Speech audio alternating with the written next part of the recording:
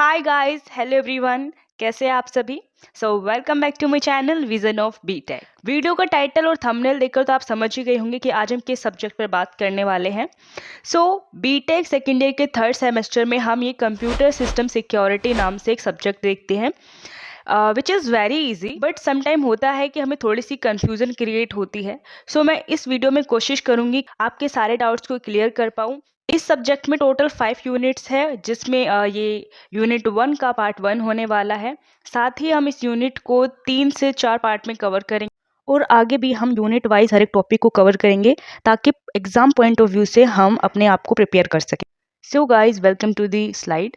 और ये जो यूनिट 1 का सिलेबस है हमें स्क्रीन पर दिख रहे हैं। यूनिट 1 में हम कंप्यूटर सिस्टम सिक्योरिटी का introduction and what is the computer security and what to learn.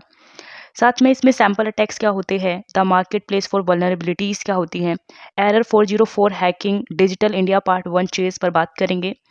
फिर हम इसमें हाईजैकिंग एंड डिफेंस पे बात करेंगे, जिसमें control hijacking, more control hijacking attacks, integer overflow, more control hijacking attacks, format string vulnerabilities, defence against control hijacking like platform defences, defence against control hijacking, run time defences and advanced control hijacking attacks.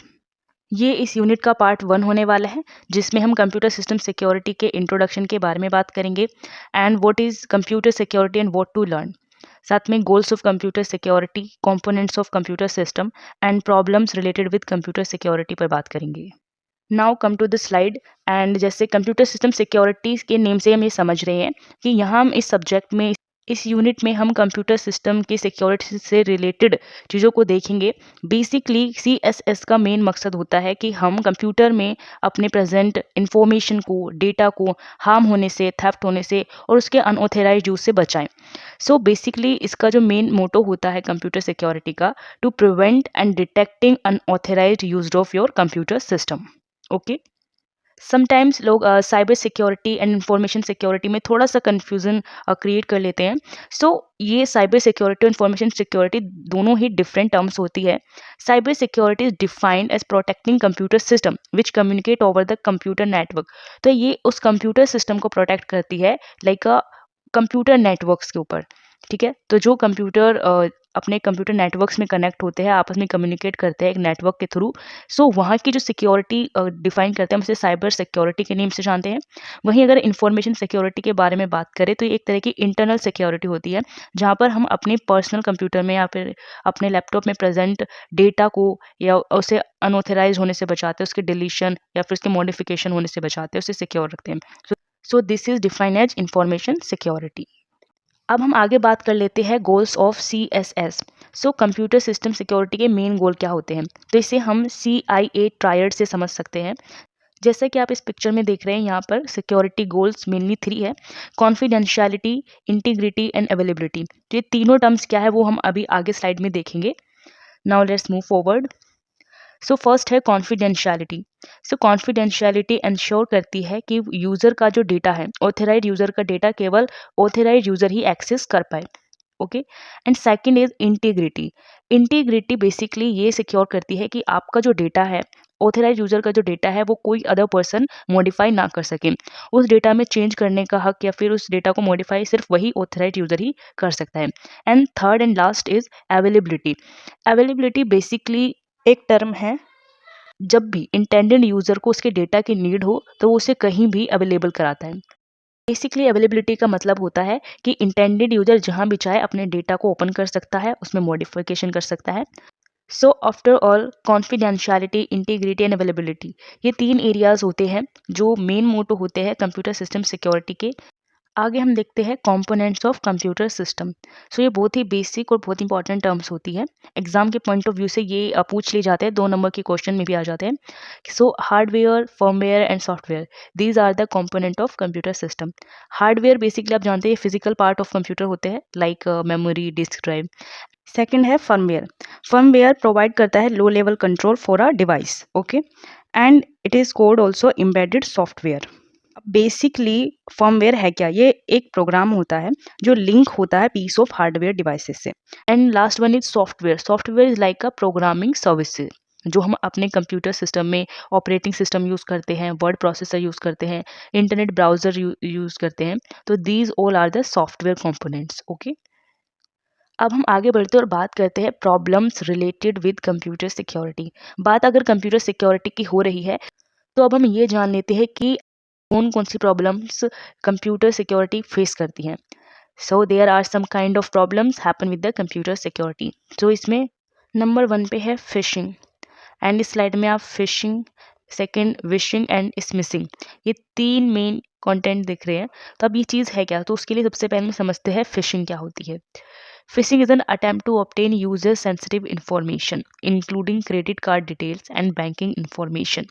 सो अब एक real life example से समझते हैं। जैसे आप जानते ही होंगे कि समटाइम्स कुछ फ्रॉड कॉल्स आपको आती है, फ्रॉड मैसेज, फ्रॉड लिंक्स आपके पास सेंड होते हैं और कुछ इस तरीके से आपको परसुएट करते हैं जो फ्रॉडस्टर्स होते हैं कि आपके बैंक में आपकी लॉटरी लगी है या फिर इतने पैसे ट्रांसफ़र किए जा रहे हैं। इस तरह की डिटेल्स देकर आपको परसुएट करने की कोशिश करते हैं और इसके थ्रू वो आपकी पर्सनल और सेंसिटिव इन्फॉर्मेशन को लीक करते हैं, लाइक क्रेडिट कार्ड डिटेल्स या फिर आपकी बैंकिंग इन्फॉर्मेशन, जिससे कि वो क्या करते हैं, आप आपकी सेंसिटिव इन्फॉर्मेशन को लीक कर लेते हैं। अब नेक्स्ट बात करते हैं विशिंग।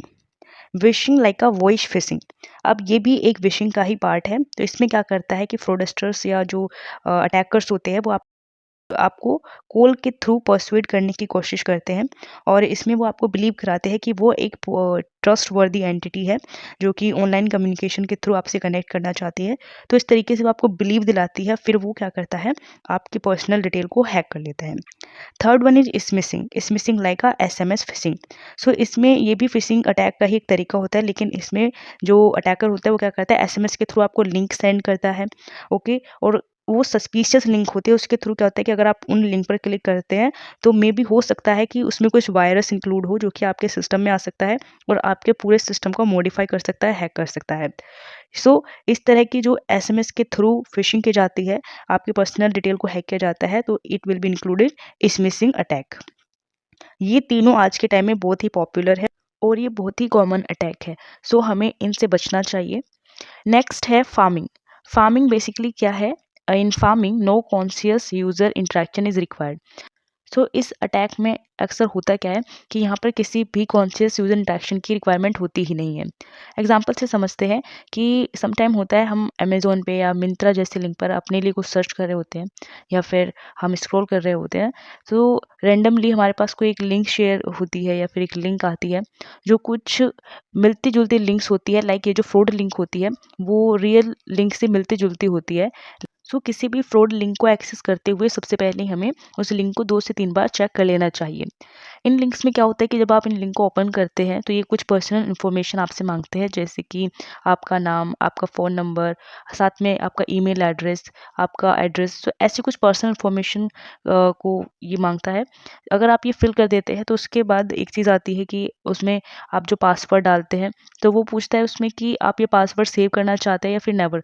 तो हमेशा क्या करना है, इस अटैक से बचने के लिए आपको उसे सेव नहीं करना है, क्योंकि मोस्ट ऑफ द केसेस में क्या होता है कि जब आप अपनी पर्सनल इन्फॉर्मेशन सेव करके वहाँ पर उस पासवर्ड को सेव कर देते हैं तो वो सारी इन्फॉर्मेशन उस लिंक के थ्रू अटैकर के पास चला जाता है। सो उसके थ्रू क्या करता है कि अटैकर आपका पासवर्ड और आपकी पर्सनल इन्फॉर्मेशन को चेक करके आपको हैक कर सकता है, आपकी पर्सनल इन्फॉर्मेशन को डिटेक्ट कर सकता है। नेक्स्ट हम देखते हैं वल्नरेबिलिटीज। सो वल्नरेबिलिटी क्या होती है समझते हैं। बेसिकली वल्नरेबिलिटी होती है कमी, यानी कि आपके सॉफ्टवेयर में कोई ऐसी कमी होना जो दूसरे के लिए क्या ईजी हो सके आपके सिस्टम को एक्सेस करना। तो एक तरीके से हम let's suppose an example, like अगर आप अपने घर से कहीं बाहर जा रहे हैं तो ऑब्वियस है कि आप उस पर लॉक लगा कर जाते हैं। तो अगर एक केस होता है कि आपके पास जो लॉक और की है वो बहुत ही यूनिक है और सिर्फ आप उस लॉक को केवल आपकी की ही एक्सेस कर सकती है। लेकिन इन जनरल केस अगर आपके लॉक को कोई रैंडम पर्सन आके भी ओपन कर रहा है अपनी जनरल की से, तो इसमें क्या होता है कि आपकी प्राइवेसी को खतरा है और ये आपके होम की सेफ्टी के लिए एक वल्नरेबिलिटी का काम करते हैं। ठीक है, तो वल्नरेबिलिटी ये चीज़ होती है कि हमारे सॉफ्टवेयर सिस्टम में कुछ ऐसी मिस्टेक्स आ जाती है जिससे कि क्या होता है उसकी प्राइवेसी को खतरा रहता है। तो ये भी एक बहुत बड़ा फैक्टर होता है अटैक का, हमारी इन्फॉर्मेशन का थेफ्ट होने का। ठीक है,